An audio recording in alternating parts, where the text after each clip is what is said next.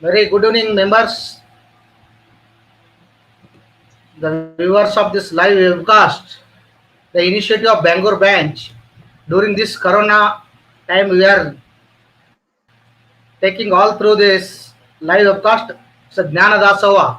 As I mentioned in yesterday, I posted in the webcast Facebook.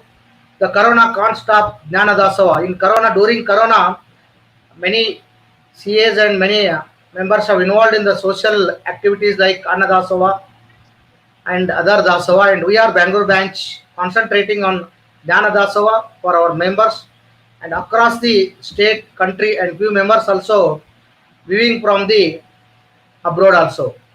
The today's topic is a very important topic: tech skills to empower future-ready CAs. This session is going to handle by the unique personalities. That is none other than CA Abdul Rafeq. So he is the person last 34 years he practicing.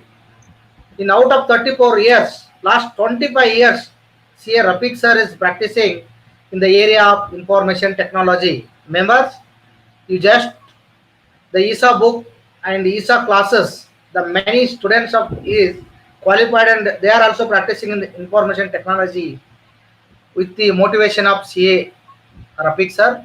So on behalf of viewers, on behalf of members of Bangalore branch, I welcome CA Rafeq sir.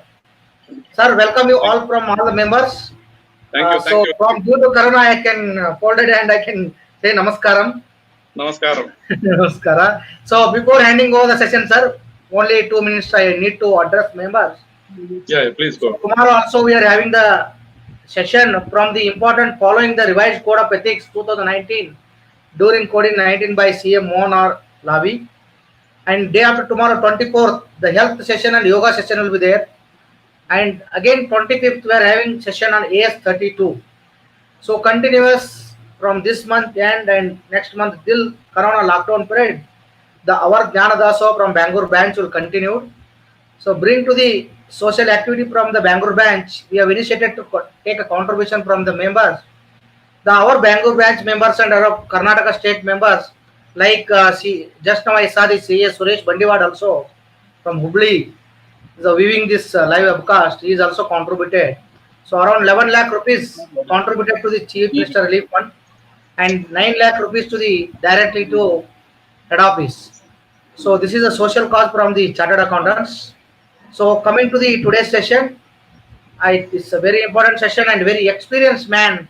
CA Rafeq sir is going to handle these sessions. So I request members to enrich your knowledge and give your feedback to continue our Jnana Dasava. Over to you, Rafeq sir. Thank you. Hello friends, let's get started. Before that, let me set what I wanted to do.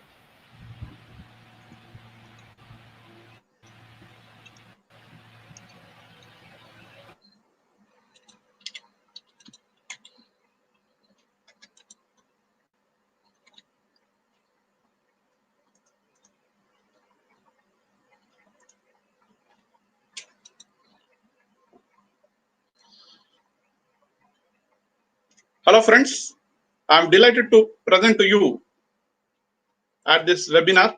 This is the first time I'm doing a webinar for the Bangalore branch. Long back I used to say that one of the most important blessings we could get is let's be born in interesting times. It looks like God has answered our prayers much more than what we requested. We are not only living in interesting times, we are living in challenging times. You must have seen that this challenge has differentiated the men from the boys. The CA firms which are able to operate at various levels of efficiency, and you find greater the use of technology, greater is the level of efficiency. The focus of my topic is tech skills to empower CAs to be future ready. This topic actually was done or finalized about 2 months back. And because of this situation, I rethought about the topic and decided to change it so that it actually helps in this particular situation. I spent more than 20 hours preparing for this presentation. And one benefit I've already got is I got to know a lot of things about not only COVID, but also usage of technology in COVID, because one of the important things they say is learning will never stop and learning should never stop. This 2-hour presentation can also be done in 2 days. That's the extent of material I've got. I'm going to share the material with you. This presentation is going to be a little different from all the presentations you have seen. Most of you would have attended my presentations earlier, and you would have seen that most of my cases I also give demo of practical use of technology. In this case, it's going to be a little different. I thought I'll focus more on the conceptual, philosophical, and practical aspects of technology.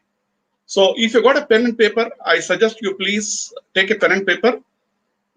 As I walk through the presentation, you will be able to get some new ideas and insights. Please make a note. This is like I'm giving you free consulting.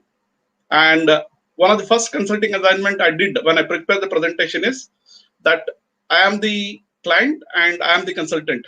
And how will I prepare for meeting the challenges, especially as a CA? And that's the perspective I'm going to share with you in this presentation. There are 4 broad areas. The agenda is technology. I've broken into 4 broad areas. We are going to focus on technology, skills, future, and ready. And all the 4 topics I'm going to cover from the perspective of empowering CAs. As CAs, how will technology empower us? As CAs, what are the skill sets we need to have? And as CAs, how should we ready for the future? These are the broad aspects I'm going to cover in my presentation. Now, as I said, this was supposed to be a CP meeting scheduled on 22nd April, and this is supposed to be at the branch premises between 6 to 8. Initially, I took about 20 minutes to come to the presentation, to formulate the topic for the presentation, to get an idea what is that I'm going to speak on. So initially, if it was supposed to be a CP meeting, my focus would have been more on the emerging technologies, because I was thinking from a long-term perspective. What should CAs look for and learn in technology in the medium and the long term? But considering the COVID situation, I decided to broad base the presentation and focus more on the challenges of using technology, how technology can empower CAs, and how globally technology is empowering CAs and CPAs to meet the challenges of this COVID environment. Now, I said I'm going to cover from a philosophical angle also. I think it's important that you need to look at, as a CA firm, we need to know ourselves. What is our key differentiator? What makes us unique? What is the value we deliver? And what are the capabilities we have, unique capabilities which we have, because of which the clients come to us? So like they say, many of you CA firms may have a vision and mission statement. It's time probably now to actually formulate our vision and mission statement and start documenting it. As I suggested, you should consider yourself as a client and you are the consultant. Please spend time. Now that you have enough time, please carve out some time and look at your future and look at what is that you'd like to do and the balance part of our life which has been granted to us. We did not decide the arrival, and neither are we going to decide when are we going to depart. What we are given in this life is the duration between when we arrive and when we depart. And the departure ticket, they say, is always confirmed, but we don't know the departure date. Now, in this time or duration we have on this planet, we have struggled, we have acquired certain assets, and we have come to a particular, acquired certain skill sets, and we have come to a certain stage. Now we need to look at what are balance of life is left over. How are we going to change our lives? One of the things COVID has shown very clearly is how helpless we are. There are things which are in our control. There are things which are not in our control. Now it's important to distinguish between the two and focus on what is that we can control and change. If you keep on worrying about things which cannot be controlled or things which cannot be changed, we get into too much of frustration. And most of the times you look at the news, the focus on the negative news. Now today I said the worst is yet to come. So like Amitabh Bachchan used to say, I always anticipate the worst and prepare for the best. And as CAs, I think that should be our perspective. We know with the type of knowledge and skill set we have, we don't need to struggle for a living. We have the skill sets which can definitely give our livelihood. But our focus should be, are we going to create our own livelihood or can we create livelihood for others? That's what should we focus on. So this is where you can use the 6 questions. Who am I? What is that I want to do in this life? When do I want to accomplish the goals which are set? Where do I want to be in the next 3 years, next 1 year, next 5 years, next 10 years? How am I going to achieve? What skill sets, knowledge, competencies, capabilities I have to develop? And why do I need to get this? You can ask these 6 key questions from the perspective of you as a professional and also for your team or for your firm. This is where you should be able to identify the gaps. What are the type of gaps you may have? For example, you may not have this set the purpose very clearly. What is that you want to accomplish in this life? What is that your firm wants to accomplish? What are the philosophy of you and your firm? What are the principles on which you are practicing? What are the principles based on which you're living? How do you perform? What is your daily contribution to this planet?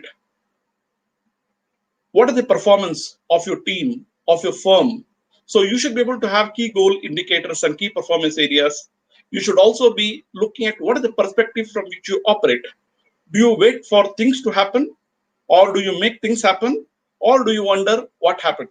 So it's important to be proactive and look at how can we accomplish proactively and work towards the goal we have set.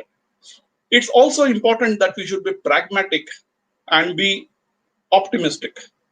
And we should always monitor our progress. We should set goals and monitor how we are working towards achieving our goals.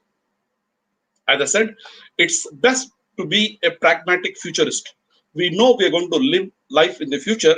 It's important to take responsibility for the long-term consequences of our decisions and our actions today.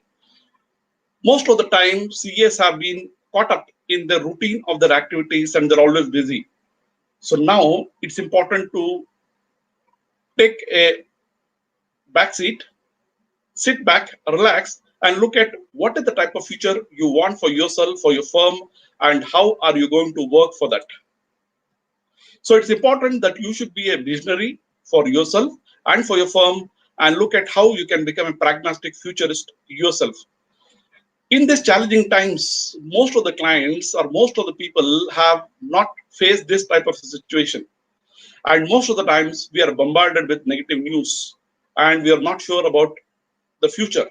The future looks hopeless in terms of every expert, every study keeps on telling about this is the only the beginning of the end, the worst is yet to come. There are always negative news which are there. But it's important that we need to know that humanity has always survived many bigger challenges than this. And we'll also survive this. And we cannot say we're fortunate or unfortunate to be facing this situation, but we know it's a question of time. After some time, we are going to look back and see that during our times, we had one crisis like this, a pandemic like this, which brought the whole economy, the whole people to a standstill and made us prisoners in our own homes with a fear that we could not only be a victim, but could also be a killer. So it's important that we protect ourselves against ourselves and also protect others from ourselves. This is a rare and unique situation which you have faced. I'm sure all of you are taking precautions and staying safe. Now let's look at the first part of the presentation. I said I'm going to cover 4 parts of the presentation, but I got a bonus. Recently, I read some articles on impact of COVID, especially for the CPS. I thought I'll share this perspective with you. Let's look at impact of COVID, especially from a CPA perspective. This from an article in the CPA. The chairman of CPA says, today's coronavirus cataclysm is changing the way CPAs in both the public and the private sector do business. revamping in a few traumatic days what would have taken 5 years. In fact, it has brought a lot of changes, and that's what he says. What could have accomplished taken 5 years, now we have accomplished in a few days. What are the changes? Are these for the positive or the negative? You find most of the cases we are focusing on the positive. So new opportunities for a new normal. Now what we are seeing now is a new normal. Now it's important that we should extract the positive from this negative also. We should know there are always better ways, and this gives us an opportunity to introspect and relook at how we are providing services and design new ways, better ways to provide assurance, to provide compliance services, and most important, provide value addition to our clients. It's important that we are more productive, more effective, and also timely, because we know time is of a very short duration. We are not sure about what is going to be there in the future. So whatever time we have to make the best of it.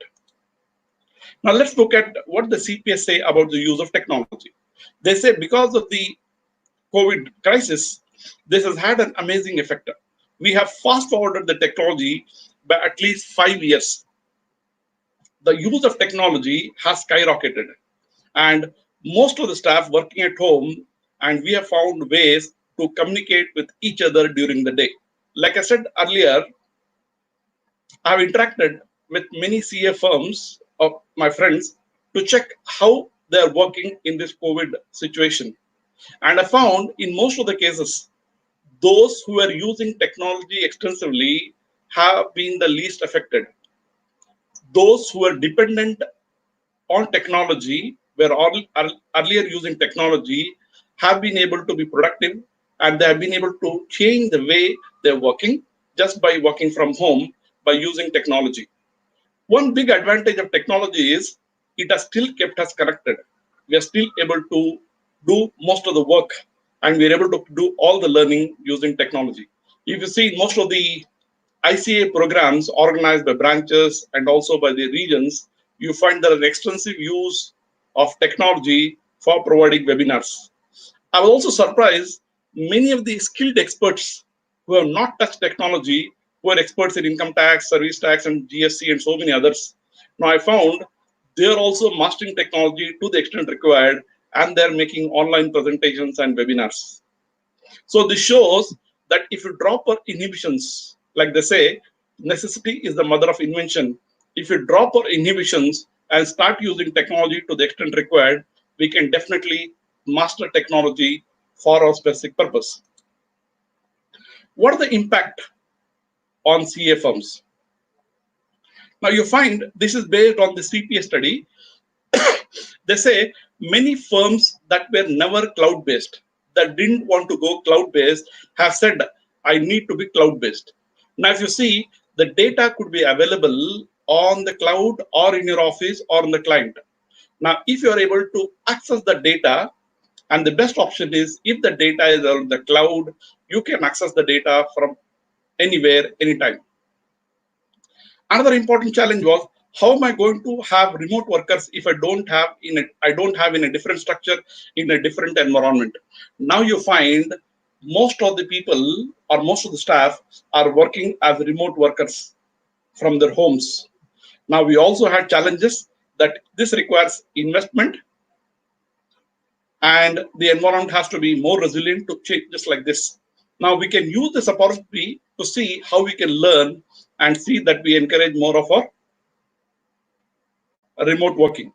In fact, they say COVID could impact people working from home, and this could become the new normal in many cases.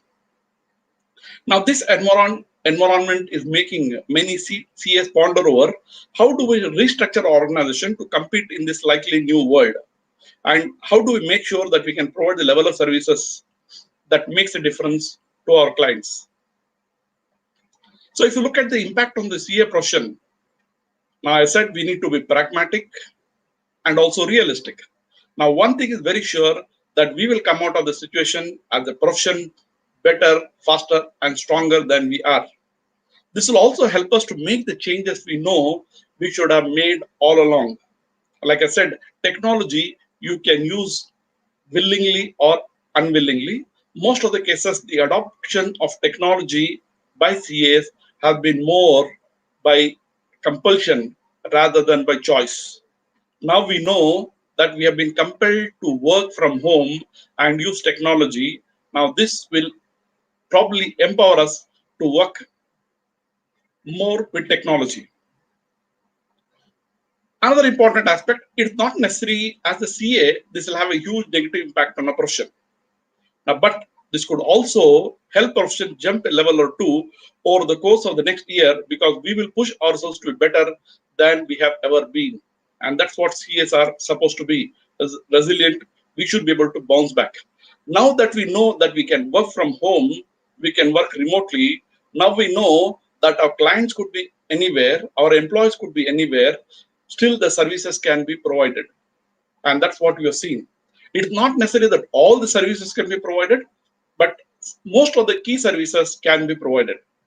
What is the technology infrastructure you need to have? What are the technology platform you need to have? What are the process and systems you need to have? We have ad hoc done based on the situation.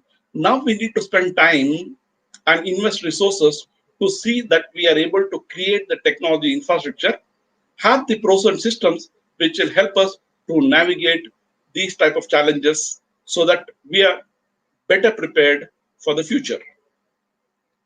Now, this they say is a time of transformational change. Now, one thing we're sure, our profession will be different on the other side of this. The idea that we're going to have more remote working is certainly going to become more than a concept. The idea that we're going to do more communication virtually is going to be more of a constant. The reality, though, is that it's not like technology will replace everything. That definitely not true because technology has its own boundaries of what it can be done. Anything which is repetitive, anything which is routine, anything which can be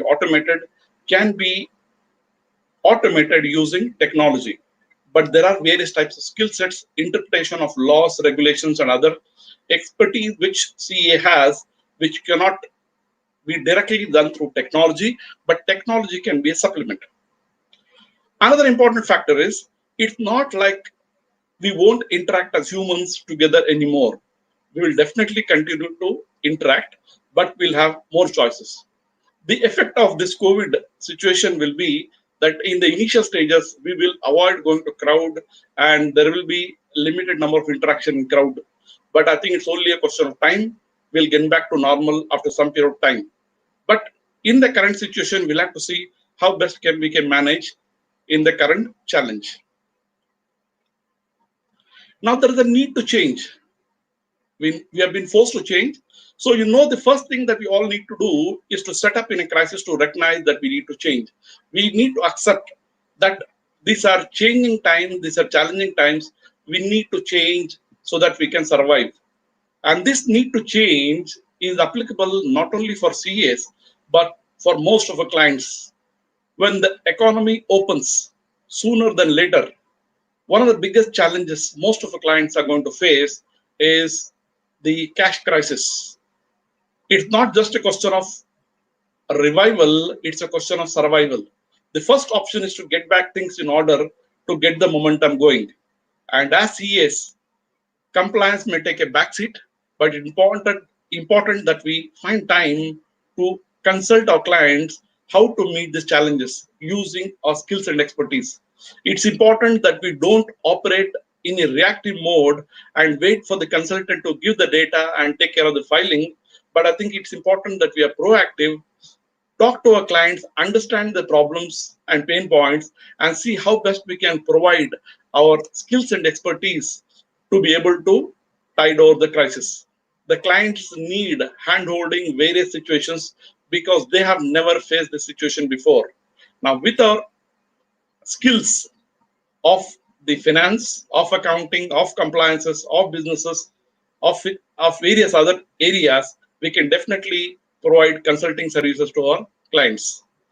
So many people, when they start thinking about change, the first place to start is inward. And this is what was my focus of my presentation. As I said, it's more at a macro level where I'm going to focus not only the conceptual aspects, but also the philosophical aspects and look at what is that change I want to bring about? Where was I in my career? Am I moving in the right direction? Quite often we were caught up in the repairs and maintenance mode. Now we also need to get into the research and development mode and look at, okay, where am I investing my time? Can we carve out certain time to see that we're able to do consulting for ourselves and build a future which we want, rather than being caught up in the routine of busy things which keep us fully activated or fully active. Now, it's also important, how do I make myself better in this environment? We need to ask this question. Now that we got challenges, every challenge we need to convert there as an opportunity. Look at how we can make ourselves better in this environment. And once we start making moves, even smaller moves, we'll start feeling that we will become more and more comfortable in the new environment. Now you find we are nearly 30 days, and now you found by this particular time what is the productivity we have got. And I'm sure once the economy opens, then I think we'll be better prepared to meet the challenges which happens in the future.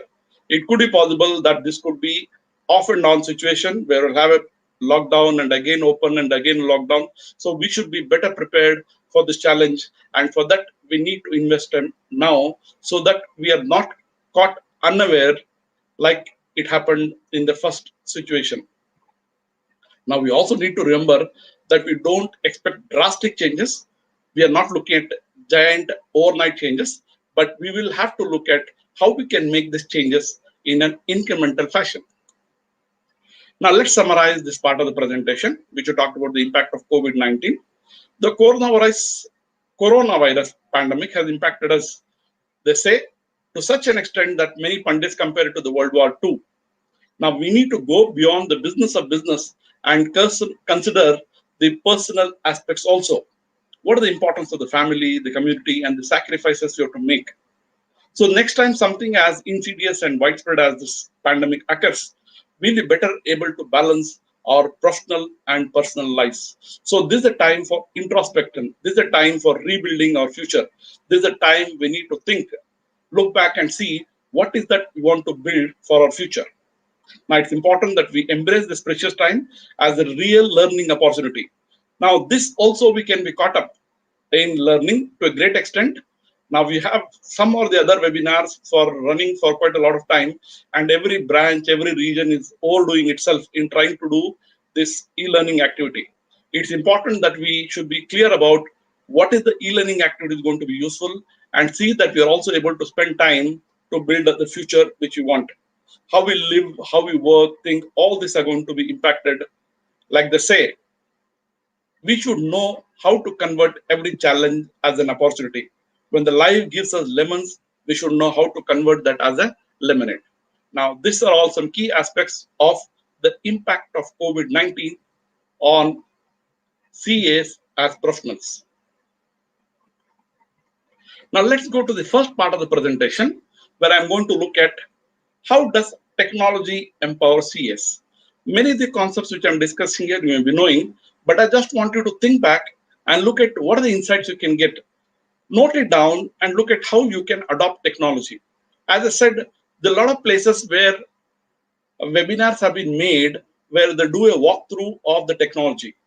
I took a clear stand that I'm not going to get into details of how to make technology work, but I'm going to focus more from the conceptual aspects and identify areas where we need to work on from a strategic perspective. I'm not looking at technology from an operational perspective. I'm just going to give you indicators of what is that you need to look at technology for implementation from a strategic perspective, and what are the competency and skill sets you need to develop as a CA.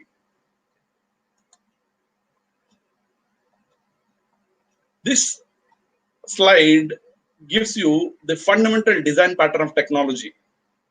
The most important benefit of technology is it allows us humans to do things that we thought were previously impossible. For example, using technology, let's say we want to do automation of accounting, there are software available where they can just import the data of, let's say, 10,000 transactions in an Excel template. From the Excel template, I can directly import into Tally in the click of a button in a few minutes. If I want to audit data, let's say there may be 50,000 transactions or 5 lakh transactions, you want to do an outlier testing and pick up all the exceptions or irregularities, I can do 100% audit of the data using technology. Earlier, we used to spend a lot of time on doing a routine random sampling ad hoc testing. With technology, with the technology tools, it's possible that we can audit 100% of the data. Now let's look at how does digital transformation impacts our traditional knowledge and skill sets. And I hope you'll be able to get some insights as we go through this presentation, this part of the presentation. Now we know that this is an era of accelerated digital transformation. The impact of technology has been increasing rapidly. Now, as professionals, we need to ask three basic questions. The first question is, are our current competencies and skill sets relevant for the digital age? Now, if you see broadly, chartered accountants could be placed in two categories. One who has specialized skill sets in specific areas, for example, in the area of compliance or in the area of accounting or finance. And most of us are a jack who has competencies in most of these areas. But most of the cases you find, technology is the underlying platform which is used for performing our work. Unless we are specialists who focus on interpretation of regulations, we find that we need to have the relevant skill sets for using technology. And only when we know how to use technology, we can guide our team in using technology properly. Which means we need, as CA firms, we need to have the vision, we need to have the strategy, and then only we can actually implement technology as required by our firm. The second question we need to ask is our knowledge still powerful enough to add value in this Google age? Anything you want, you know that you can get information or data from Google Baba. So any information you want, you can get that information, you can get the data.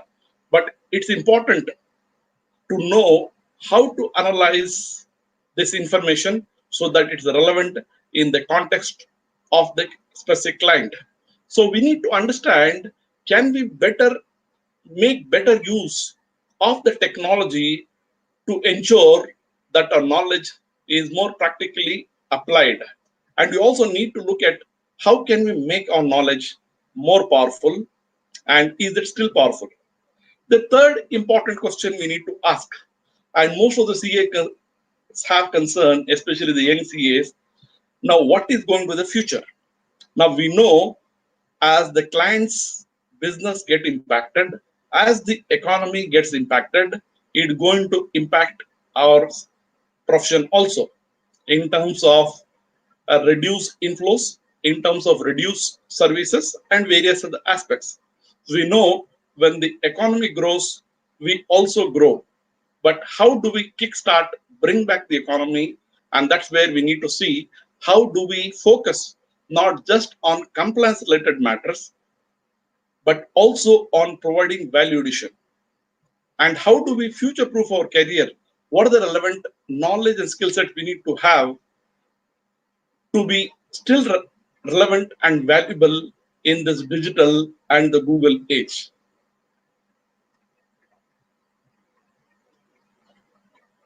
Let's go further and go back to the basics. Now, most of us as chartered accountants provide assurance services. Now, who is an auditor or what is an auditor? An auditor is a professional who helps determine if organizations and businesses follow the rules, which means you look at compliances, operate with integrity, you look at governance, and accurately present financial information. Now, we know the valuable roles which are played by the auditors. Now, what we need to ask is, how do we do the audit? Especially when the data is available digitally. The old age method of picking transactions at random and auditing only some of them may not be relevant. So we need to update our skill sets. What are the type of tools we need to learn to remain relevant, to be more effective, to be more productive, is what I'm going to cover as we go on.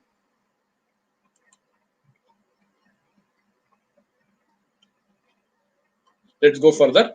Now, this repeats the challenges of the digital data for CAs. We know there are a huge volume of transactions. Most of the transactions are online or real time, which means you don't have any. Many cases, we don't have documentation. So documentation is created by the customer online. For example, let's say if you do e-commerce transactions, or you do online purchases, or you withdraw from ATM, or you do online banking, we know there is no documentation. Most of the transactions are generated online by the customer. In that case, how do we audit this? So we know that there's a minimal or no audit or transaction time trial. The speed of processing of the transactions is very high. The integrity of data which is available in digital format, moves across boundaries, moves across geographies.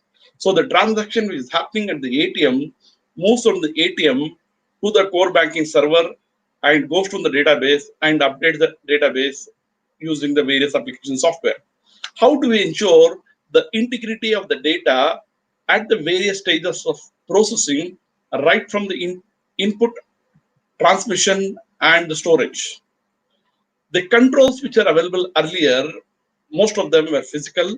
Now they have become digital. Now, how do we audit these controls? Auditors are supposed to be control experts. Now, how do we audit these controls which are available in a digital format? Now, if you look at the coronavirus, they say it's an invisible enemy. In the case of digital data, we know that this is invisible data. We have learned, or we have to learn, how to audit this digital data. So all this leads us to decide that we need to know and remember that technology knowledge is a key skill requirement. And this technology knowledge has to be constantly and continually updated. Now let's look at the aspect of the change.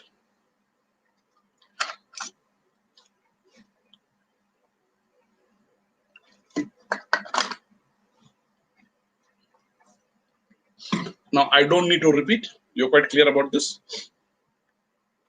Let's look at disruptive technologies. I just want to show you a small video. Let me change my screen.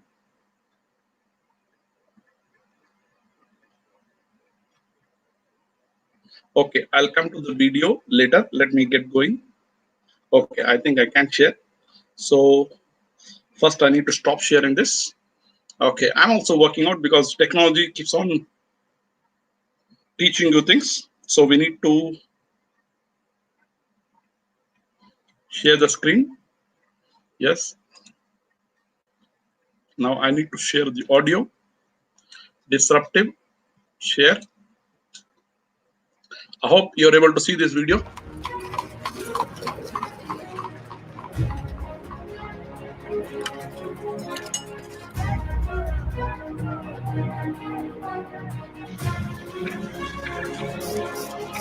And liftoff of the Space Shuttle Discovery.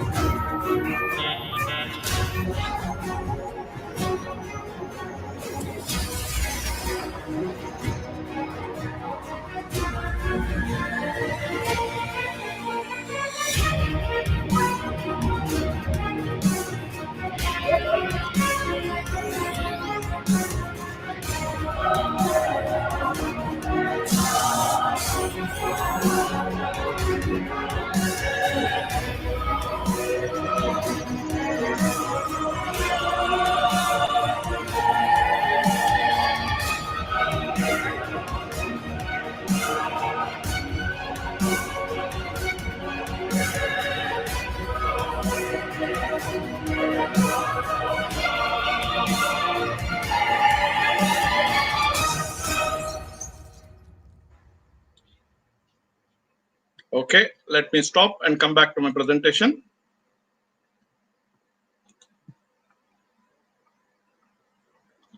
Okay.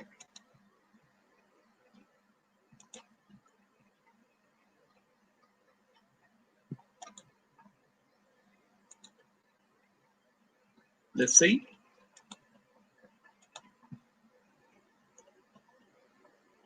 Right. So what are the two key questions you could get from this presentation? Fine.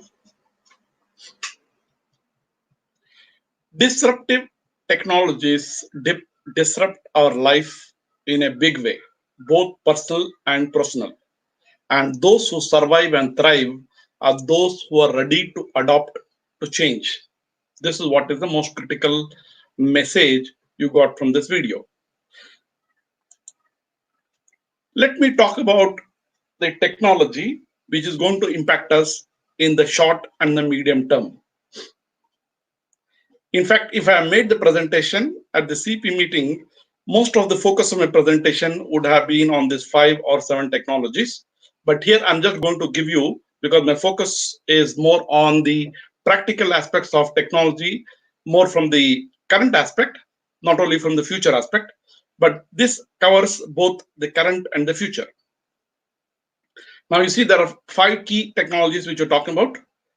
And COVID has also brought out rapidly the need to adopt this technology. For example, yesterday I was reading an article where they say the BPO industry is going to be affected in a big way because many of the companies who outsource the services, they look at how we can adopt artificial intelligence, and whatever is routine, can we shift to artificial intelligence solutions or artificial intelligence platforms using machine learning. We have blockchain, with the technology which has been talked about. Now, considering the security issues which are there, now this could hasten the adoption of blockchain. We will also know that most of our employees are working from home and they also have access to client data. Now, the type of security we could have in the offices, we cannot have at homes, but still we need to ensure the security of the data. So cyber security becomes very important. And when you have data which is available in abundance, most of the data is available digitally, we should know how to analyze the data. There is no doubt that data is the new oil. In fact, somebody was saying that I think data is not the new oil, because data is much more than oil, because oil has become negative now, but the power of the data will never change. But to analyze this data, we need to use the right analytics engine. We need to know how to interpret the data. And that is what is the key differentiator of a CA's knowledge, that he can analyze and interpret the data. The computer can process that data into information. But how do we interpret and analyze and use it for decision making is the domain of the CA with his skill set. We also have one more key aspect, which is robotic process automation, which is also going to come in a big way. What are these 5 technologies? We'll quickly cover this. What is artificial intelligence? Now, in brief, they say it's computers with the ability to mimic or duplicate the functions of the human brain. So what does it consist of? It consists of the people, procedures, hardware, software, data, and the knowledge need to develop computer systems and machines that demonstrate the characteristics of intelligence. Earlier, we thought computers could only do what they were asked to do. Now here, we are making the computers learn. The computers are able to learn from the data. For human beings, we use our experience for learning. In the case of computers, they use data for learning. And the more and more the data they have, they're able to learn, and that's the intelligence, and which is artificial intelligence. For example, if you want to read, let's say, the scanned report of, let's say, retina, to find out whether it has got any disease, they say using AI software, they can actually predict with 90% accuracy whether the disease is occurring, has occurred, or is expected to occur. So what are AI systems? This gives you a brief idea. So we have thought, which is systems that think like humans, behavior systems that act like humans. So we had human and we had rational. So human being had rational thinking, which means we could think rationally. So now in AI, we're also looking at how we can build systems that think rationally and act rationally. And this all, in sum and substance, what AI is all about. Making systems think and work like human beings, act like human beings. Now let's look at a sub part of artificial intelligence, which is an application, which is machine learning. What is machine learning all about? A computer recognizing patterns without being explicitly programmed, which means the computer is able to recognize patterns, and based on that, it can learn. And that's what is machine learning. Now, what could be the impact of artificial intelligence? AI could make business process delivery, as we know, extinct. The good news is that human intelligence of highly skilled professionals such as CA is still going to be relevant. What is machine learning? How will accountants impact machine learning? There is a high potential for machine learning to provide augmented analysis to auditors, which means machines can learn and provide the data to the auditors. Auditors can interpret and do further analysis using machine learning. So they say that machine learning will not replace auditors, but auditors with machine learning will, which means if you learn machine learning, then you find that you will become irreplaceable because you can complement the artificial intelligence or the machine learning and operate at a much higher level. So it means artificial intelligence will supplement your intellectual knowledge. So it means AI will be complemented with HI, human intelligence, to provide superior solutions. So machine learning is a key tool in the auditor's belt of the cats, that is data analytics. And they say auditors with the machine learning will rule the world in the future because you can use machines to identify patterns and you can apply your domain expertise or subject matter knowledge and take necessary decisions or identify the exceptions or outliers. So machine learning can be used extensively on huge amount of data to identify fraud, to identify conformance, and for various other aspects. So the compliance verification or conformance verification will become much more easier when it's complemented with machine learning. Now let's look at the second technology, which is talked about. There are various streams of thought pertaining to blockchain. One stream of thought is that blockchain will do for the world what internet did. But there are also skeptics who say this is hyper. There's too much hype about blockchain. Blockchain is still emerging. It will take a long time. But all said and done, it's important that we should know what blockchain is. Blockchain eliminates the dependency on a central trusted authority for approving transactions. It facilitates and guarantees consensus among multiple decentralized participants in the market. You have a group of people who will arrive at a consensus for all the transactions happened, and that will be accepted. So the benefits of blockchain are transparency, cost reduction, and it enhances the speed of the transactions. One of the important aspects of a blockchain is the Bitcoin. Blockchain could make accounting, assurance, and compliance, as we know, extinct. For example, if you want confirmation or verification, you know that confirmation or verification between a buyer or seller is not required. A reconciliation of transactions or confirmation of balances may not be required because the transactions are automatically confirmed. Because transaction entered by the buyer is automatically confirmed by the seller and vice versa. So there's no need to reconcile.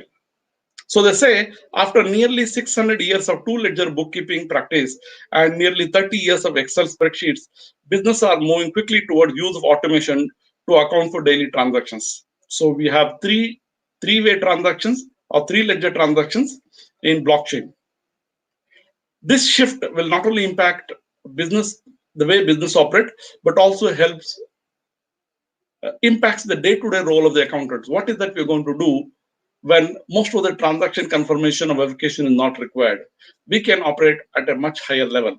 For that, we need to know how the technology works, and then we can definitely play a role in deployment, implementation, and evaluation of the technology.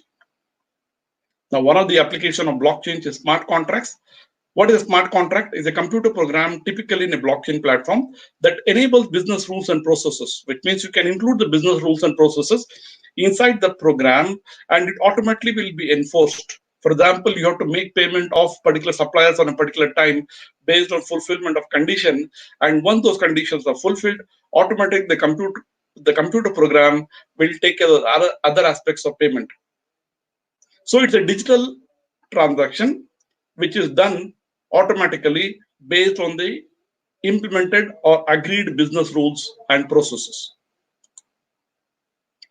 Now let's look at, we have seen A, which is artificial intelligence, B, which is blockchain. Now let's look at C, which is computer security, or it also refers to cloud computing. Let's look at the security. Now this gives you the A to Z of computer security. When the data is available and is being accessed from multiple platforms remotely, it becomes important that you need to ensure the security of that information. And security refers to confidentiality, integrity, and availability of information. Now, this slide, I'm not getting into the details. You can use this as a checklist for the purpose of evaluating how well you are implementing security. This could also be used as a guideline for your firm, how information security or computer security can be implemented in your firm, and for you can also use this for consulting for your clients. Now let's go to the D of the ABCD of technology, which is most important, which is the data analytics. We know in an increasingly digitized world where the data is invisible and is digital, data analytics plays an important role. There are key factors you need to understand. First, in what format is the data available for audit or for assurance or for compliance? Second, what are the key to access the digital data? How do I access this data? We also need to understand that data is everywhere. For example, if you look at an environment of a client who is operating using cloud-based accounting software, you are not sure where the data is. But the beauty is, for the user, data is available everywhere from anywhere. So that throws a big challenge. You need to ensure that the data is available everywhere, but you also need to ensure protection of this data. You should also know how to analyze this data. We know with the manual approach, the audit tasks are tedious and cumbersome because of the volume of the data. And even if you use Excel, although Excel is an excellent tool, Excel has its own limitation of what you can do or what you cannot do. It's important that we should know and learn various tools and techniques of data analytics. So what is the data analytics software? Data analytics software could be as simple as Excel. There could be general audit software, which could be added into Excel. There could be general audit software, which are specialized audit software with specific CAT functions. CAT refers to computer-assisted audit techniques. There are also application software. For example, let's say if you take Tally, they have standard and ad hoc reporting and query features using which you can do data analytics. You also have specialized audit software. For example, let's say CBS has an audit module which are specifically designed for data analytics by the auditors. So depending on the need, you should know which data analytics techniques and which data analytics software to use. Now, there are also various presentations made by experts, which is available on ICAI Bangalore, which talks about how you can use Excel as an audit tool, how you can use Tally as an audit tool, what are the audit features in Tally. There are also presentations now, you would have seen in April, which has been made in various webinars. We talk about how you can use Excel in a bank audit, how you can use audit software for a bank audit, how you can do audit in a financial environment. So what is important is that we should know there are tools and techniques available. Once you know the tools and techniques available, then we should explore how to use the relevant tools, techniques, and the technology. So the most important differentiator when you use data analytics is you can look at hindsight, which means you can look at the past in terms of what happened, how many, how often, where, which means you can look at the past data and get hindsight. You can also look at the current issues and get insights in terms of where is the problem, what actions are required, why is this happening. So it means you can get insights into the current issues. Now, the most advanced part of data analytics, you can also get foresight. For example, you can look into the future and formulate trends. For example, let's say an e-commerce company will decide based on the past data what will be the demand from the consumer for this particular product for the next month. For example, if you look at the ticketing policy of the airlines, now they would predict based on the forecasted demand what will be the demand and what should be the pricing for the various products. Similarly, let's say if you look at a hotel and they want to do a pricing, they look at the occupancy ratios based on the past and project into the future and decide the pricing on the discount strategy. So it means using various types of data analytics tools, you can look at the past, you can look at the present, you can also look into the future. Now, you should be very clear which is the one which is most valuable for the clients. Most of the times when you do audit, we are caught up in the past, which means we do a postmortem of what transactions happened in the past. When transactions happening real time, what happened 3 months ago and what is the result of the performance of 3 months ago does not really remain relevant because the situation is dynamically changing. So the more important compared to the past is, okay, what should be my pricing? What should the decisions I have to take in the present? Which means I should be able to use data analytics to decide on the present actions. Data analytics is primarily used as a BI tool by the CIOs or the CXOs. So it means I should be able to look at the pricing pattern. For example, let's say Amazon decides based on the click ratio, what are the percentage people who click and what is the conversion ratio, they decide whether the pricing strategy for that particular product could be changed. For example, they say there are 7 clicks and one of them should buy. But if they find in a specific product category, there are 14 clicks and only one customer buys, then they find that probably the pricing has to be changed or the product is obsolete and then decide what should be the action taken.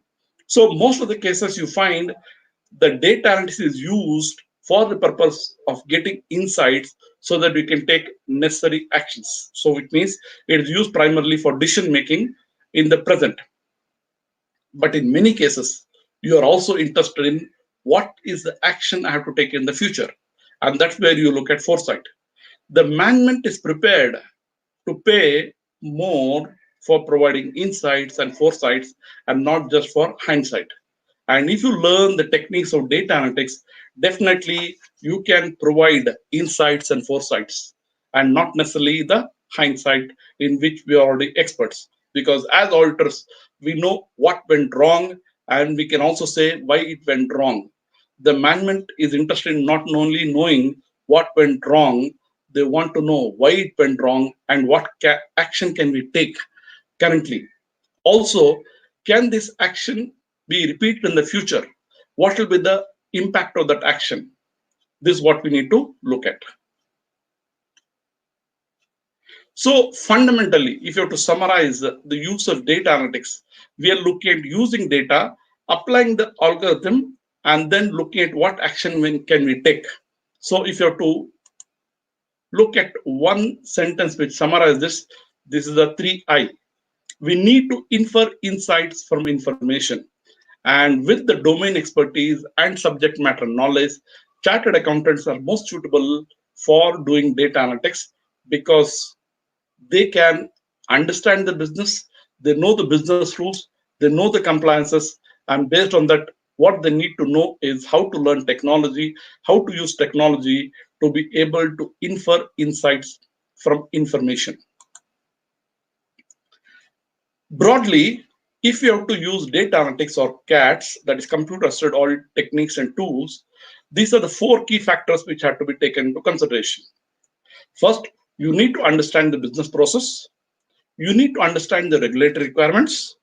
Third, you need to understand what is the organization structure. Fourth, we need to understand the technology deployed. Now, this particular slide can also be used for providing consulting services to your clients.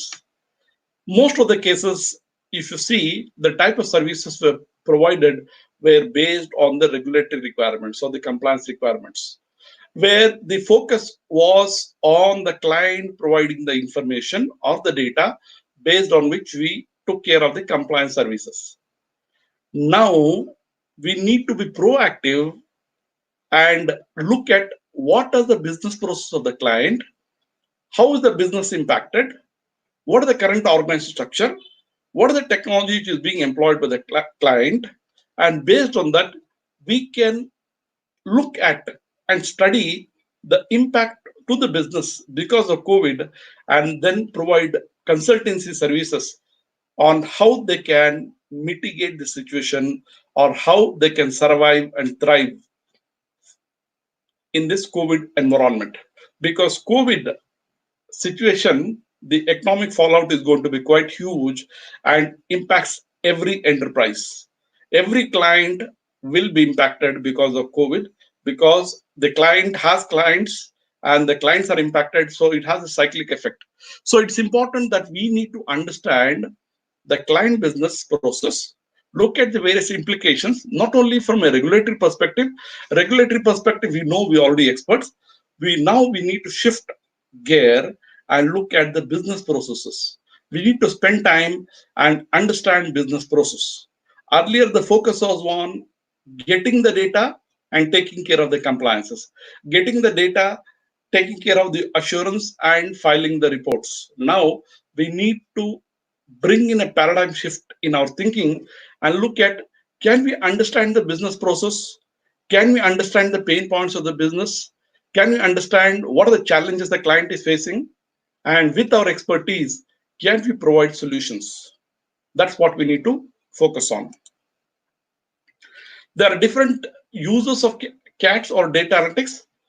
As auditors, you can use it to find answers to audit questions. You can also use it for fraud investigations to identify possibilities of fraud. It can also be used by the management to get insights and foresight. Now, let's look at the last part of the technology which I was talking about in these 5 key technologies, which is the robotic process automation. What is robotic process automation? As you see, the key here is there is a process, and this process has to be automated, and it is robotic. When you say robotic, it's nothing but done by a computer. Let's look at a specific example. So robotic process automation is nothing but a set of programs which can be used for automating all the sequence setup process which is done by a human being. For example, what can RPA do? For example, open email and attachments. It can log into the web or the enterprise applications. It can move files and folders. It can copy and paste. It can fill in the forms. It can read and write to databases. It can scrape database from the web. It can connect to system API. It can make calculations. It can pass accounting entries. It can extract the structured data from, let's say, a PDF document. It can collect social media statistics. It can follow if-then decision rules, which means anything which is repetitive, which is sequential, you can take that particular set of tasks and automate using RPA. There are standard set of software available which enable you to implement RPA in enterprise. For example, let's say a company is doing bill processing. They get a bill from the email. That email is opened. You configure the RPA in such a way. The email is opened with the software. It reads the attachment, which is the invoice. It reads the data from the invoice, opens the accounting or the ERP software, enters the data into the accounting software, and updates that account, and also sends a response to the client. So it means that there are a set of tasks which involve multiple tasks and activities. All this is configured in such a way that this can be automated. This is what is robotic process automation. So what is going to happen is this requires a set of skill sets which are multidimensional, and all this can be configured through the RPA. It is expected that RPA will have a major impact in the near future. Now we looked at the first part, which is the technology. Now let's look at how we can be empowered, what type of skills we need to have. And here, when you say skills, we know that there are various types of skill sets. I'm not going to talk about skill sets pertaining to compliances. I'm not going to talk about accounting or finance or various other assurance. Here I'm only focused on technology skills because technology is the bedrock which can complement your skills. Now, the focus of this part of the presentation would be on the technology skills and how this can empower CAs. The most important thing you need to have if you want to automate is you need to put that as a process, a set of tasks, a sequence of activities, or a process. And this is what Edward Deming says. If you can't describe what you're doing as a process, you don't know what you're doing. Later on, I'll come to some examples of, let's say, software. If you want to implement a software which takes care of your office management, and let's take a simple example. You want to file your income tax returns. We are implementing this particular software for a CA firm, and they're not able to give 4 steps. Okay, step 1, if there is a date, if there is an income tax filing to be done. Now, first thing is we collect that particular data and we analyze the data in this particular way, and then we process the data and we fill that particular data. So there are a sequence of steps which is done manually, but you need to think through that as a process, which means if you want to use technology, the first thing you need to develop is what is called as a SOP, standard operating procedure. For each of the activities or the job which is done, the task which is done, you need to make that into subtasks and activities and say, if a client come to me for a service, okay, can I break this into multiple tasks? Can I delegate this to multiple people? Can I monitor its execution along with specific timelines so that I can also compute the cost and ensure timely delivery and also ensure repeatability of the quality of the service? And this can be done if we're able to standardize all your tasks based on a process concept, which means a process would mean that there's an input which is processed, and at the end, you get a deliverable, which is an output. For example, the client comes to you for doing a tax audit. So the input is the client gives you his books of accounts, gives you the income tax returns which have been filed, gives you the additional information is required. These are all the inputs. The process you're going to do is you're going to analyze the data as per the requirements of tax audit, gather all the information, process all that information, and finally you're going to prepare the tax audit report. And this tax audit report is also going to be filed using your digital signature. So it means you have an input, there is a standard sequence or steps you follow, and at the end there is a deliverable, which is the tax audit report, which is filed. It's important when you're using technology, you need to understand that technology is a source of business challenges. The problem of technology, which as a CEO are facing, not only you as a CEO you are facing, but the client is facing much more because he has to use technology because most of the others are using technology. So for him, technology is a source of big challenge. Now, as CA, with our domain expertise, we can ensure that technology is a solution for the business challenges. And the professional skills can be complemented by using the right technology tools and techniques. And this is a big opportunity. Most of the clients, whether they are small, medium, time, or large, you can definitely help the clients in using technology correctly. Now let's look at the skills and look at it from the concept of the challenges. We know that the enterprise CEs need new strategic vision to thrive in the VUCA digital era. Now, what is VUCA? I'll come to it a little later. What I said right at the beginning of my presentation, here I'm focusing on strategic issues, not tactical or operational issues. So now if you're looking at skills also, we need to look at from the strategic point of view, what are the type of skill set I require? Why do I require? How will it help me achieve my goals? So based on your specific mission, vision, and the goals you want to achieve, you need to adopt the right strategy. For example, you are a specialist in a specific area. For example, let's say GST compliance.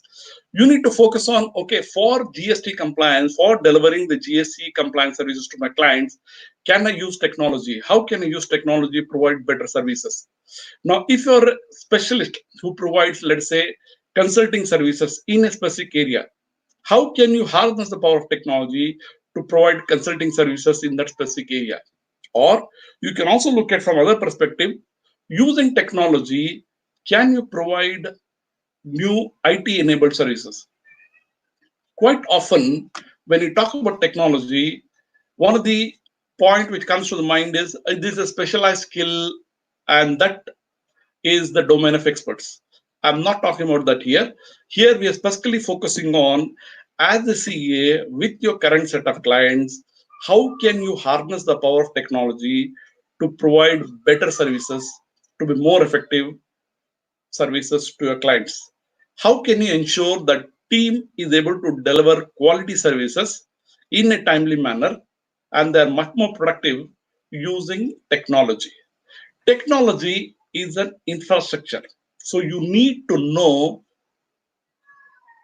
how to acquire the right technology. Just like in an office, you have the infrastructure which is required for the people or the staff to work. Similarly, you need to consider investment in technology, which is the hardware and the required software, as an investment.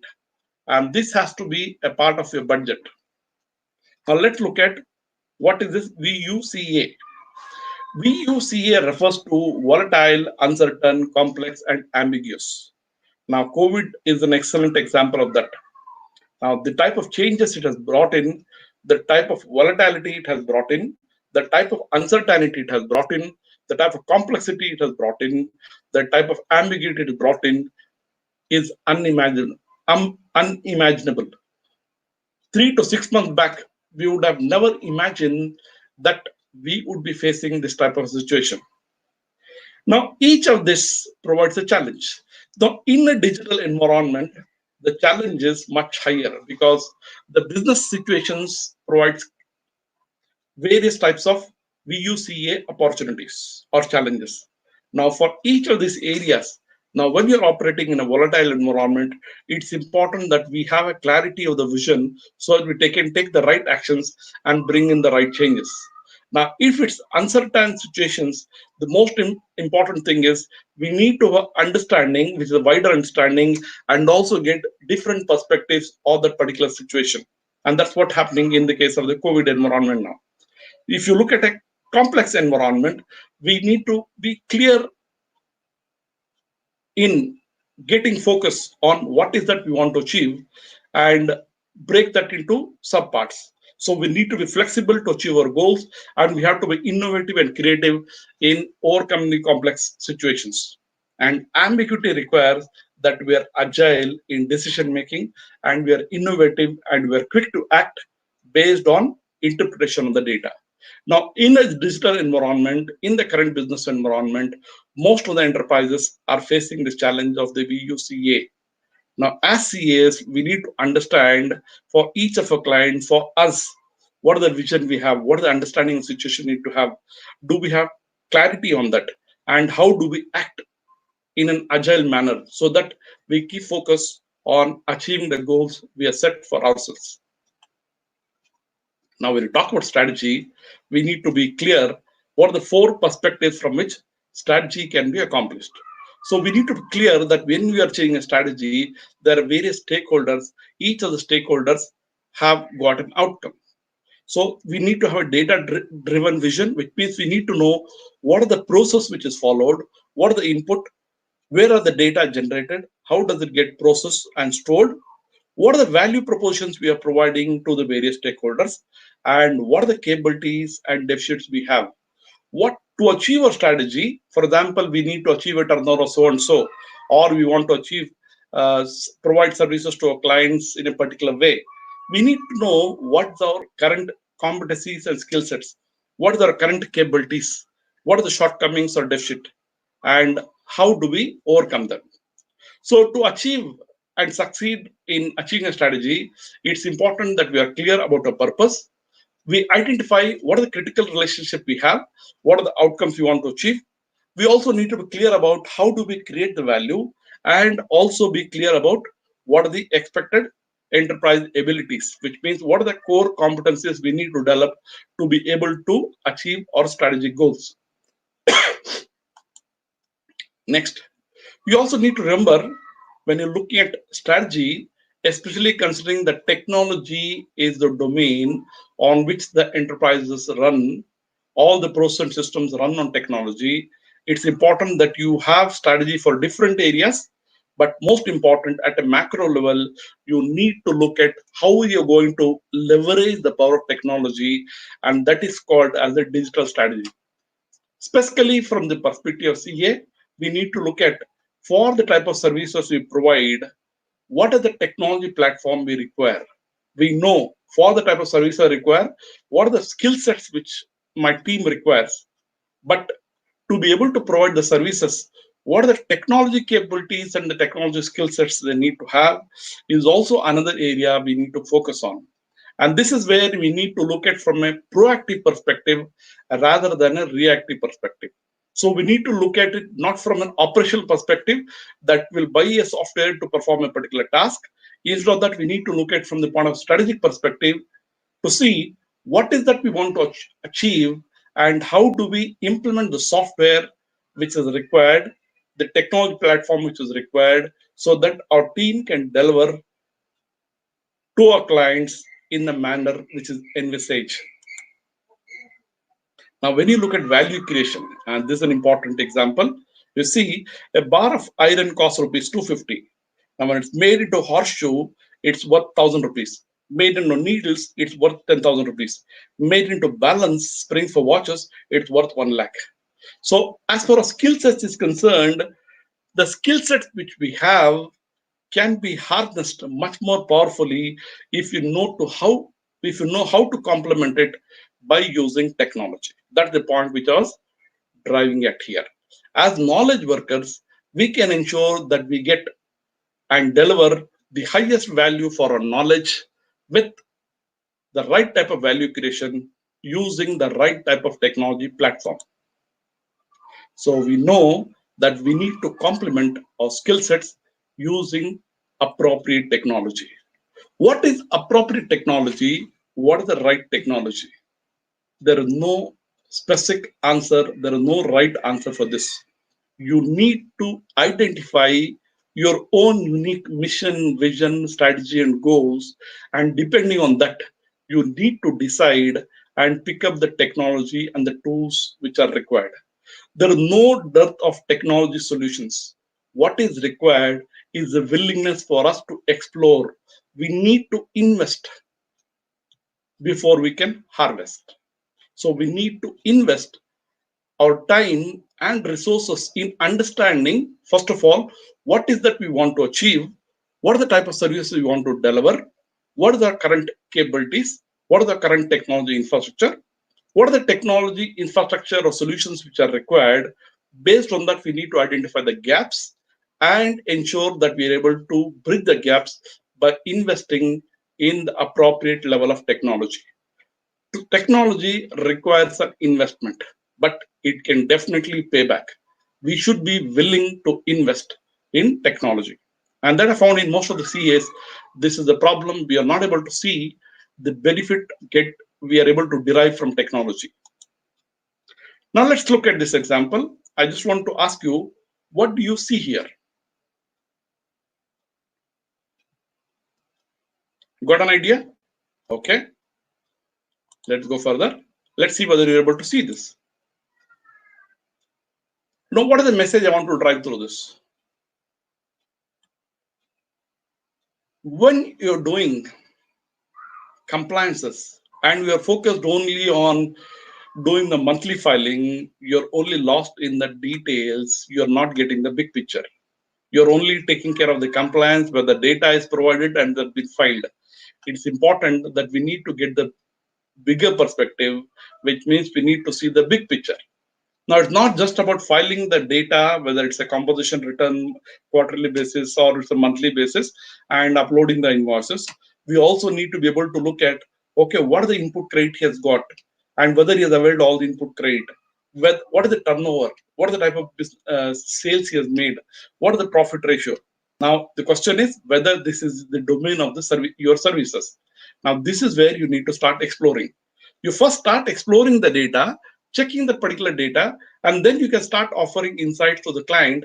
Then the client also knows that you are able to not only take care of the filing, but you're able to provide value addition in terms of providing insights and guidance on how he can do the business in a better way. So a big picture always helps in understanding the enterprise better. So what is important is when we are leading our life or our firm, it's important that we lead with purpose. Why are we existing? Why does our firm exist? Why do I exist? What service do I deliver? And do I deliver value? And if you have got clarity, then you find you can definitely get the required skill sets. What is the impact of technology on the services? Now, you look at the impact of technology. You got enterprises were able to process 1 lakh return using the BPO model online. So, which means the core of our historical professionals, which were provided earlier, are under threat. Now, we need to do introspection, spend time, and provide consulting to ourselves to look at what is the type of services I want to deliver, where are the required clients. Or we can also look at who are our existing clients, what are their pain points and what are the problems, what are the type of services we deliver. Now, can we expand our services so that we meet our client requirements? What are the changes we need to bring about in the way we provide our services to ensure the effectiveness and efficiency of the services? Now, what are the type of services our clients require or we can deliver in the future, not only today? And how is it going to be different from today? In what way will technology help me to provide better services to our clients, to get better value of our time? This is what we need to focus on. So before acquiring the required skill sets, it's important that we introspect and strategize on what is the services we want to deliver now and in the future for our existing and future clients. And based on that, we need to invest our time resources in acquiring the required skill sets and also in acquiring the required technology platform. So the most important aspect is to look at innovation and value addition. And this can be done by using technology. And value addition can be achieved by using technology in the right way. Now let's look at specifically what can CA practitioners do. Especially during this time of uncertainties, the opportunities will arise for our clients. Because for us, like they say for doctors, even the patient lives, there is this one, even the patient dies, there is a service to be provided. So we know enterprises live, there are lots of enterprises which are going to face problems, there are enterprises which are going to die. So in all the cases, there is an opportunity for us to help our client. The current situation is embroiling or creating a lot of issues and problems for most of the mid-sized business, not only for the large businesses. And for small enterprises, it's much more higher. As SME practitioners, we find that we can definitely provide consulting services to a client. We know that the financial audit or the compliance audits, the compliance situations will continue to exist. This may have been only postponed, but can we go beyond that? That's what we need to focus on. Now, the challenge or the motto we should adopt is we leave no stone unturned.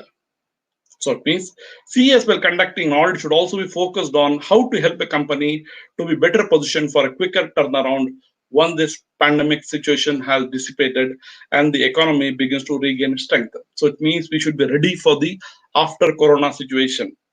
To demonstrate the actions of trusted advisor, CA should look at the moving parts of the economy and how they impact the clients. It does not matter what is the size of a CA practice.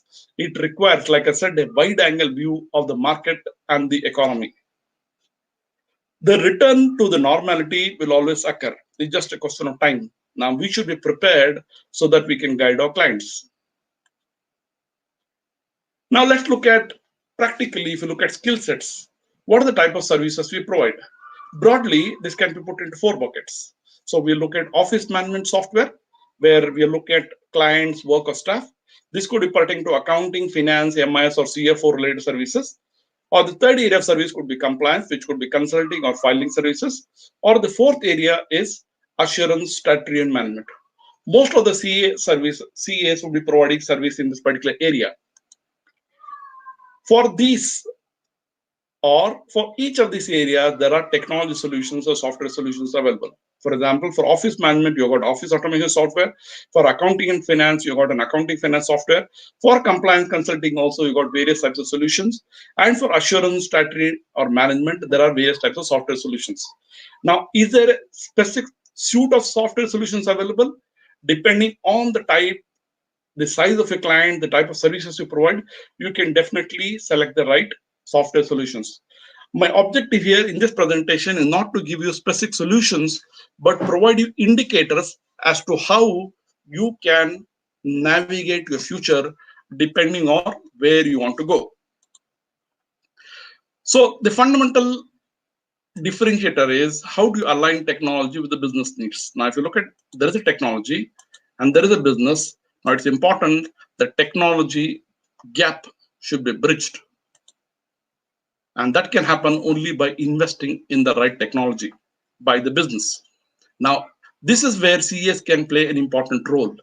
We can help enterprises or businesses to implement the right level of security while implementing technology, ensuring whether the technology is harvested, the technology provides value addition to the enterprise.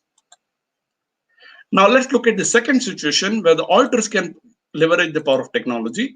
You got the auditors and you got technology. Now, the problem is there's a big gap between the use of technology and the auditors' requirement.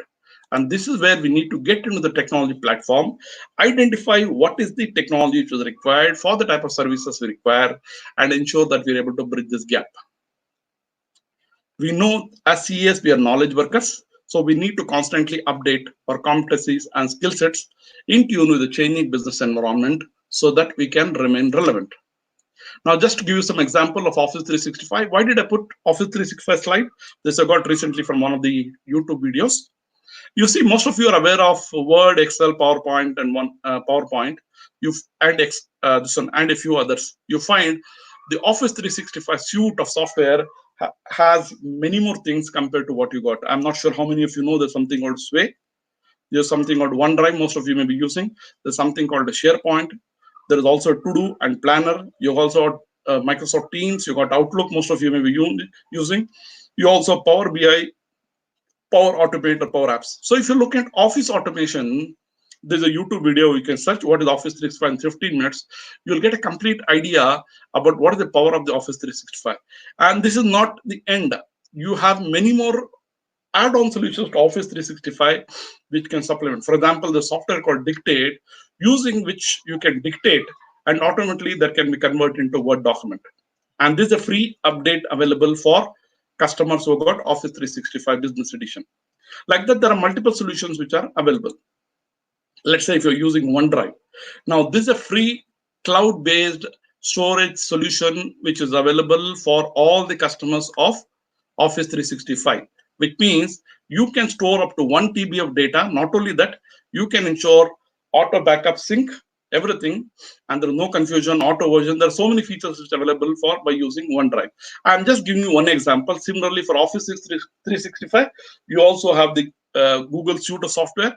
You also have various other vendors who provide various types of solutions. So you need to look at, okay, if you're looking at office automation, what are the things you need to look at? Similarly, if you look at office management software, now office management software, what is the ideal solution? There should be a web application to manage the day-to-day workings of the CA practice. So you should cover the entire life cycle of the service management of all the key process. You should be able to manage your clients, employees, and services. And you should be able to get timely alerts and reminders about the assignment so that you can do it proactively rather than reactively. So you should be able to acquire the information on escalations and notifications. So a certain task to be done on a particular time, you should be able to escalate much ahead of the time and notify the client that certain things have to be done on time. So you should be able to get overall bird's eye view through charts and reports. And this what is typically what is required in office management software. Are there office management software available? Yes, there are multiple office management software solutions available.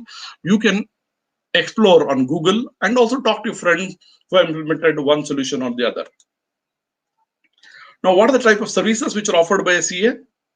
It could be business process outsourcing, regulatory compliance, audit assurance, consulting advisory, litigation assessment.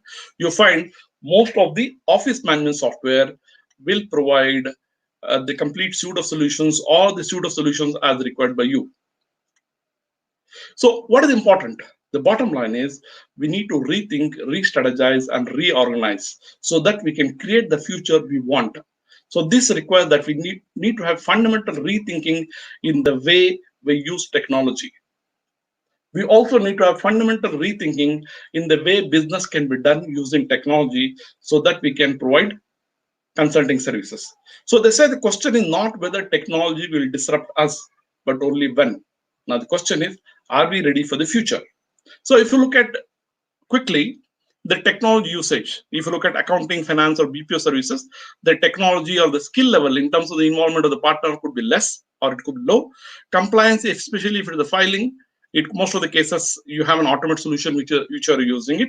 But if it comes to consulting, technology may not assist you in a big way. You can use it to a certain extent. Similarly, if you look at assurance, whether it's statutory or management, you can use technology to a medium extent. Similarly, is a business advisory or implementation services, or you can talk about IT-enabled services, the usage of technology can be quite high. Now, depending on the type of services you provide, you can decide what is the right technology platform for you. They say earlier, accounting was the language of the business. Now, technology is the language of the business.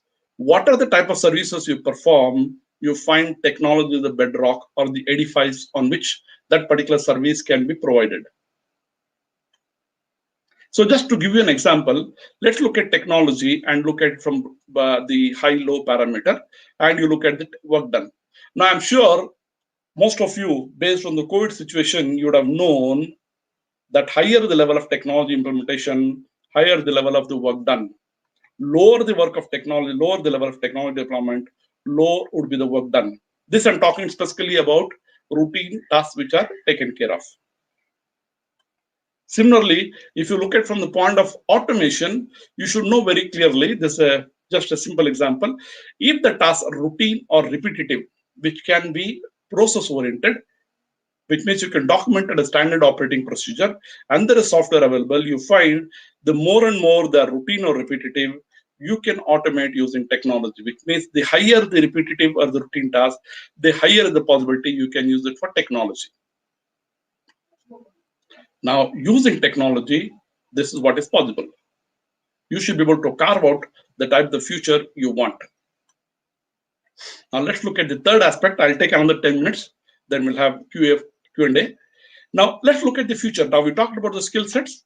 Now, let's look at the future. I'll quickly cover some of the key aspects. Now, this is a publications from the IFAC, which talk about future fit accountants in business. If you are a CFO or you are in a finance function, so this gives you the perfect perspective. These are documents that are available as free download for you. You also have the guides which are available. This gives you a set of guides. You should just go to IFAC or search on Google. You should be able to download these guides. What I'm hinting at is it's not necessary that you should be restricted to what the ICA publishes. If you want to become a global consultant, you can use the knowledge. There are documents available which you can read, study, and standardize your processes so that you can provide services to your client globally. So if you look at practice management, there is a practice management guide which is available free, which gives you a perspective of what are the new and emerging technologies, what should be a technology strategy, what are the type of hardware, software options you look at, what are the type of technology risks. It also gives you a good practice checklist for small businesses, which you can use as a guidance. Now, if you look at practice transformation, this gives you a document which explains, okay, priority areas, focused on leveraging technology, talent management, and building advisory services. So you see, at a global level, all the information you need to specialize or harness the power of technology is already available. What is required is a willingness from you to explore. Now, there is a presentation on the future professional accountant by IFAC, and this is what they expected, the type of skill set they expected from the client. Now, let's look at the future. There's a publication called The Future of the Professions, how technology will transform the work of human experts. And this talks about what will be the impact of machines on professionals. I'll not get into the details, but the bottom line is technology will be the main driver of this change. So, the key message which I wanted to convey about the future is the road ahead. You either evolve or you become extinct. As CAs, we are supposed to be intellectuals, and knowledge is our capital. Now, if we are able to apply this thought to technology, we find that we can definitely survive and thrive all the challenges we are facing in this world. Now, let's look at the last aspect, which is about the readiness aspect. How can CAs be ready to meet the challenges of the future? I've already covered some of these aspects. Now, first, let's answer a few questions. Are you a Jurassic auditor? There's a link which I've given. If you go and look at the video, now you need to ask whether you are a Jurassic auditor, which means, are you obsessed too much over the past, which means you're stuck in the past. Do you believe these are the type of the services the clients require and you're stuck in this? You build audit plans on cycles into the risk. It means you don't look at the risk. Develop audit plan and stick to it, which means you are a lakir ka fakir, which means you decide this is what you're going to do, this is how you've done it, and you're going to continue to do it in the same way, which means you're not open to change. You do not believe technology can be used, which means you avoid using technology. You know that what technologies can be done, it can be done by your team, it can be done by you much better. You avoid auditing technology. Whatever is required, you have your own standard process methodologies, and you feel that is more than enough. You write about the conditions, about what went wrong, rather than providing solutions and recommendations. And you call audit clients as auditees. Now, if you meet all these conditions, they say you are fit to be called a Jurassic auditor. You need to ask yourself, which are the questions you answered yes. Now, based on this, now you also need to look at how can you go beyond this. Now, let's look at the impact of CA. This is what I got from the global reading. CA should conduct a retrospective or introspection after the dust has settled to consider. Now, based on what happened in the COVID situation, what went right? As a firm, as a professional, what went right? What went wrong? What gaps we need to fill to effectively manage a future crisis? For example, did we use technology effectively? Did the engagements or the assignments work around maintain the quality of the work required? Were you able to work remotely? And was the quality of the services better or compared to the normal environment? So the challenge and the opportunity is, how do we chart our future or the destiny in the new digital age? So they say the focus should be on risk-based method rather than just checklist-based approach, which means you need to think out of the box, look at what are the risks in the enterprise, and accordingly check out your plans or strategy of how you're going to provide services to your clients. What are the impact of technology on enterprises? They say it's not about the speed, but the direction. So we need to pause to unlearn, relearn, and move to new orbits of growth. We need to reset our compass in the right direction to reach out our destiny as skilled professionals. Now, we need to remember, on the road to human progress and the prosperity, COVID-19 provides new challenges. Now, the question is, can we convert that as an opportunity? Now, we need to remember, on the road to human progress and prosperity, COVID-19 is not a full stop, is not a comma, is not a colon, but only a semicolon. But all depends on how we are able to overcome the challenge. So, can we make assurance more assuring? Is there a better way to provide services, even if you have to work from home?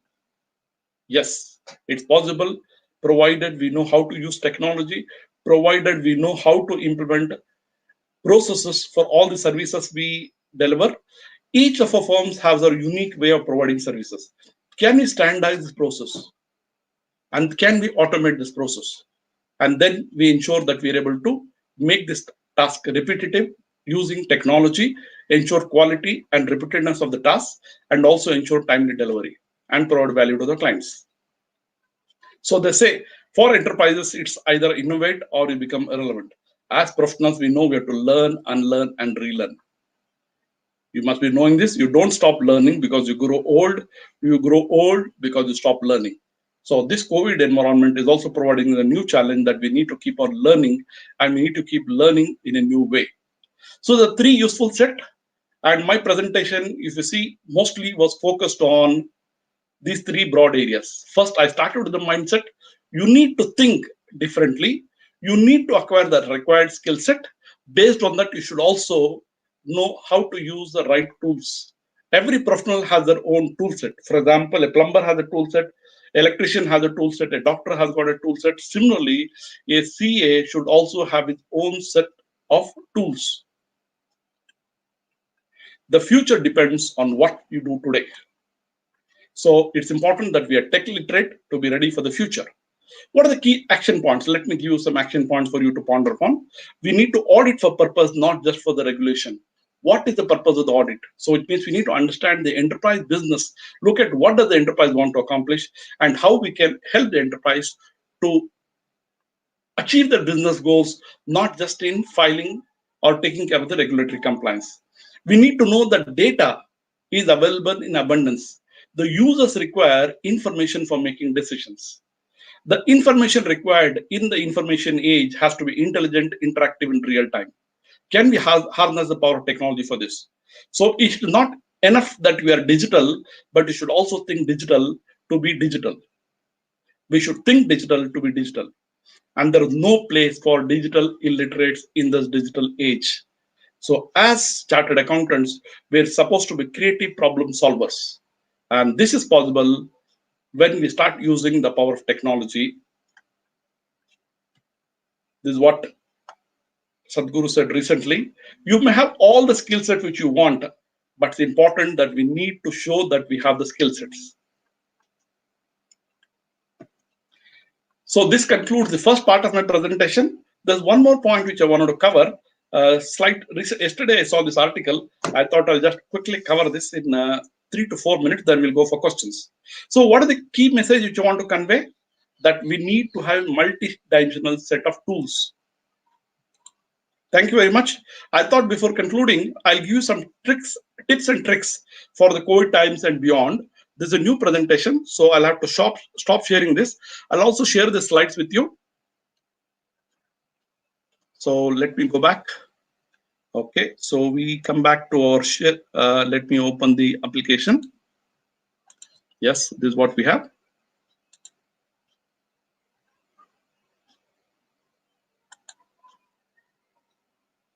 Okay. Yes, we are ready to go. Let's see. Yes, this is the first time I'm using this. So we need to keep on learning in technology also. Yeah, these are tech skills to be empower CAs to be future ready.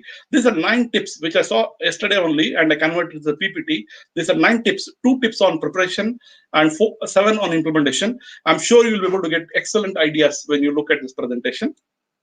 9 steps for CPA firms to take during the coronavirus series. So this is written by a gentleman called Jason L. Ackerman. What does it talk about? Now, first it talks about what is the impact for the CPS. Now we have many offices, including CPA firms, are being able to do business, albeit in a reduced capacity. We know most of us are not able to operate full capacity. We had employees working remotely while practicing social distance. Not all CPA firms are fully prepared. That we know. Most of us are not prepared. 9 steps. These are the 9 steps. Enable working from home. We need to have a mechanism for this. Encourage work from home as part of the firm culture. This is what is going to happen in the future. So this, as preparation, we need to have policies, procedures, and systems for this. We need to know that in terms of implementation, when you want to implement for the COVID crisis, we need to close the office, which means the office is not available. The office infrastructure, especially from the technology point of view, could be available. We need to anticipate a drop in productivity that is expected. Focus on the clients who are hurting, which means which are most valuable, which require the services urgently. And we also need to know how to create a page on a website for easier communication. We need to maintain our calm because we need to still provide the service in the challenging times. We need to communicate the firm's financial situation with the employees and use the crisis as an opportunity to change. Now, this gives you some examples how they're done. Okay, encourage work from home as a part of the firm culture. Then close the office. Now, you know that extensions are there, but still we should know how can I close the office, but the office work is not closed, which means we have cloud-based solutions from which we can still operate. But we still need to ensure security. Now, we know that there's an anticipated drop in productivity. So we know that understandable normality goes by the wayside in a crisis. Now, we also know there are a lot of personal issues when you're working from home. But we know that things will get done. It's just a question of time. So it's important that we focus on our clients who are hurting, who require the services urgently. We need to prioritize our clients based on the 80-20 rule, especially based on the service requirements. We can use the web technologies by creating a web page. We can keep on dynamically updating rather than just exchanging emails. A lot of CAs I found are using the technology platform, let's say like Zoom meetings, go to WebEx meetings and Microsoft Business Teams to communicate with the staff and the clients. And that's what you should be able to look at. And many of you may be doing it. Communicate the firm's financial situation with the employees. You know that there could be certain situations. You have to communicate, manage that, and use the crisis as an opportunity to change. And this is what we should be looking at. How do we ensure that whatever we have faced a situation, it doesn't come back to hurt us again? And even if it comes, we know that we are prepared for the future in a better way. So getting prepared is what is most important. We should be able to learn from our crisis and move forward. And this is a short presentation. I'll also share this presentation with you. With this, I conclude my presentation.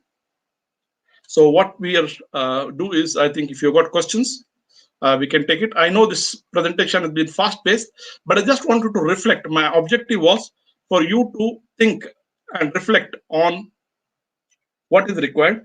I'll add our chairman. Think and reflect on what is required. Okay, let's go ahead. So if you'd like to look at the questions, let's see if we can get the questions.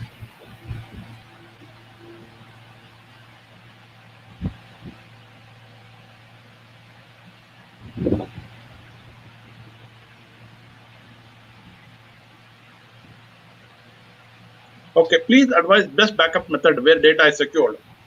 This is a question. Now, if you see there's nothing like a best.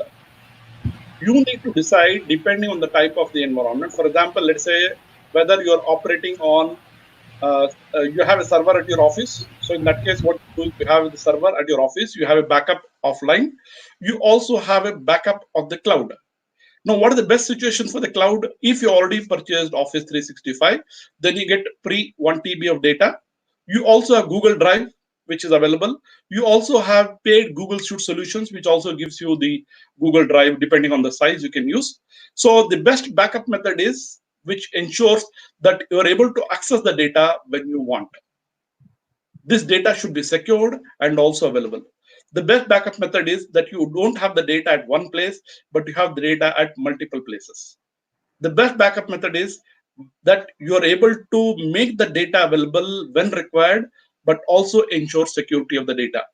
Depending on your situation, depending on the data which is required, depending on the type of the clients, you can decide what are the best backup method possible for you. Let's see, we got everything. Okay, so there's a compliment for the chairman. Okay, so we also have somebody from Mysore. Thanks for the DISA group. I enjoyed taking class in Mysore. Okay, let's see. We are looking forward to update from CA Rafeq. Okay, thank you. I hope you got, sir. yeah. So the primary idea of this presentation was to provoke you to think. I want you to go back. This slide, I'm going to make it available. Go back to slide, this one presentation and look at, okay, what does that apply to me? Now, out of the 100 slides which I've given you, there could be 10 points you pick up. Pick up the action points, the ideas, and start implementing them one by one or as relevant for you. There's no use just listening to the presentation and say this is good. Okay, may I know what initiatives are the ICAI taking to expand knowledge in the field of AI? Now, you should be looking at, as for the emerging technology. I said technology, we can look at two perspectives. What is the technology which you require right now, and what is the technology which is in the short term, and what is the technology is going to be emerging in the future. Quite often we tend to get this confusion about trying to get too much in the future, forgetting about what is required in the present. The focus of my presentation was primarily to help you, to give you insights, look at technologies, strategic point of view. Look at for your current type of business which you have. Let's look at 3 years from now. How can you automate your office operations? How can you increase the office productivity by more than 3 to 4 times? This is what you should be looking at. Once you're able to do that, then additionally, you also start looking at the new and emerging technologies. In the four technologies which you talked about, you have got artificial intelligence. There are, I think, there are some publications and online course available on artificial intelligence and machine learning. You also have BC, there's blockchain. There are also courses available. Still, I feel as a blockchain is concerned, this I would put it on lower priority. Then data analytics, if you look at all the four which you're given, the top priority for me would be first office management. Okay, can I have an office automation which will help me to manage my clients, my work, and the services I deliver? Can I know for this year, this is the type of the clients we have, for each of the clients, what are the service I provide, and what are the revenue I can generate? For doing that, what are the resources I have, and are the resources required? And for the type of clients I have, do I know what is the technology they're using? Based on that, I know what are the prospective clients who can be provided additional services. Can I also decide based on the ranking of the clients, who are the clients who are providing me maximum revenue, so that I can focus using that 80-20 rule. Which are clients who are providing maximum revenue? I can focus on that. I can also look at what are the clients who are not providing me value but taking a lot of my time. Now, can I say goodbye to these particular clients in a good way? So you should be able to be on top of the things. You should be able to have a dashboard, whether you maintain Excel, whether you maintain Google, whatever way you have, you should know for all your clients and the services you provide, what is the timelines, what are the resources, what are the revenue you're going to generate, and when you can provide this. And all this, can you do it proactively? Which means next month, what are the type of services I have to provide to my various clients? Can I plan that in advance and see that this delegate to my team and they're able to work on that? The second thing we need to look at is what are services I'm providing? Can I document it and develop standard operating procedures so that everybody follows the same this one, and I keep on updating the standard operating procedures. Next, how can I automate the standard operating procedures? So this is what is the top focus areas as of now to manage your existing clients. Next, you can look at for the type of assurances or the compliance services you provide, what is the type of data analytics you can perform, what type of data analytics software you can look at. So I would look at in terms of, okay, start working out a strategy and look at what is the top priority on which I need to work on, which can provide me immediate benefits. And then you can start looking at a future technology like artificial intelligence, machine learning, and blockchain. That is my suggestion. Please share the presentation. Yes, I'll definitely make it available to the branch. I think they'll host it on their website. Okay, what type of security is to be used for any system or mobile which can be served from hacking? If you see, there are a lot of guidelines available. I have shared one slide where I talked about information security, which gives you some guidelines on how to implement information security. If you go to the certain website, they give you a lot of guidelines on cyber security. There is a cyber security framework provided by NIST, NIST. So you can download this and use it as required. So there is nothing like a standard which type of cyber security is to be used for any system. Depending on the type of technology you're using, you have to adopt the right policy and procedures. But to get started, simple thing would be use this guideline. For example, Narsimhan has made a presentation which is available on the ICAI website where it talks about how can you implement information security or cyber security. Use that as a guideline. And as you go up next to the next level, then you can look at how you can use the NIST framework, or there are standard guidelines available from various standard authorities. Or you can also look at, okay, talk to your friends and pick up which are the things which you can use. Or depending on the type of technology usage, you can decide what is required. video is not coming, I think the story is over. We can't do anything about that now. But one good thing is, I think this video will be recorded, will also be available. Some of you might find that my speaking was slow or fast. Quite often I speak fast. You can also, in YouTube, there is an option for you to slow down. You can reduce speed, you can do it.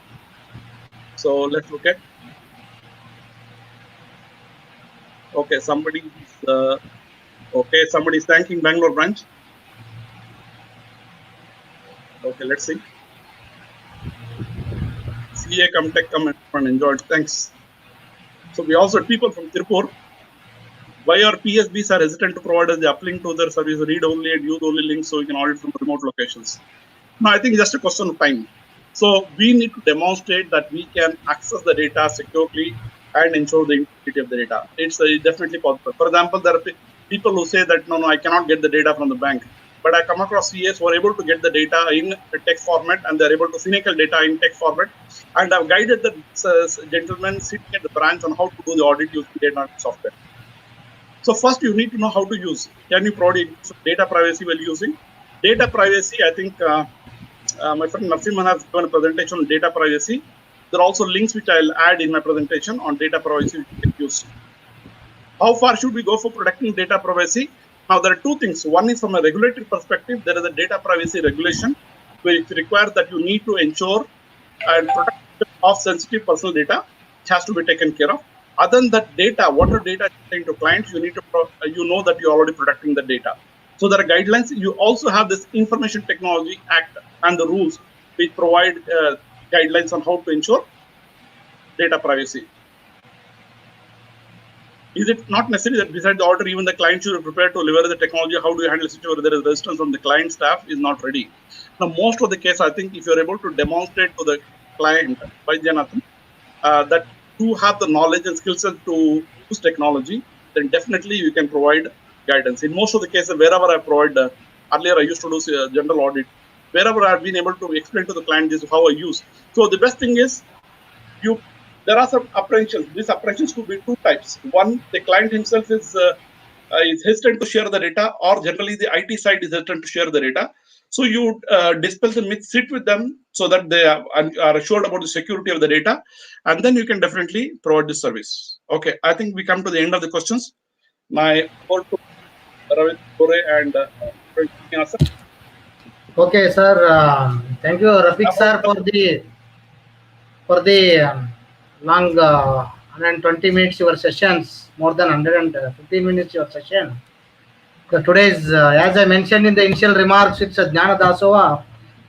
Everywhere you can provide Anna Dasova, the sponsor name will become that today's Jnana Dasova's name on return of the Bangalore branch by CA Abdul Rafeq sir.